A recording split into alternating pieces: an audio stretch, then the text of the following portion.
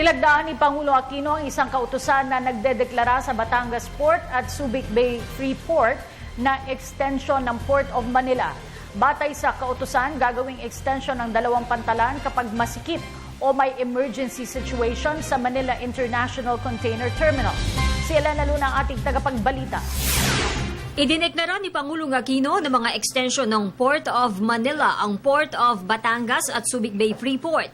Ito ay sa bisa ng Executive Order No. 172. Nakapaloob sa EO na gagawing extension ang mga nasabing daungan tuwing may congestion o emergency case ang Manila International Container Terminal at South Harbor. It's no secret to most of you that we have a problem with port decongestion, and as the EO discusses, it's one of the major factors that hinders the free flow of goods and services passing through the ports.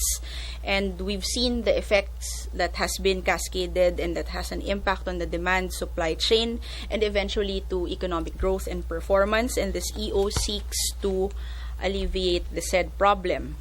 Sa bisa rin ng EO, may kapangyarihan na magbigay ng direktiba ang palasyo. Gagawin ito hanggat hindi pa bumabalik sa normal ang operasyon ng pier sa Maynila. This will serve to, as mentioned by Secretary Almendras, to give us an incentive. Now we can actually direct them. Kasi yung dati, talagang nadadaan natin yan sa pakiusap, sa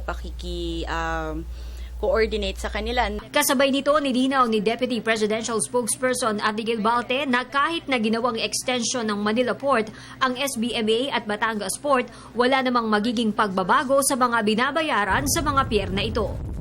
Para sa Telebisyon ng Bayan, Elena Luna.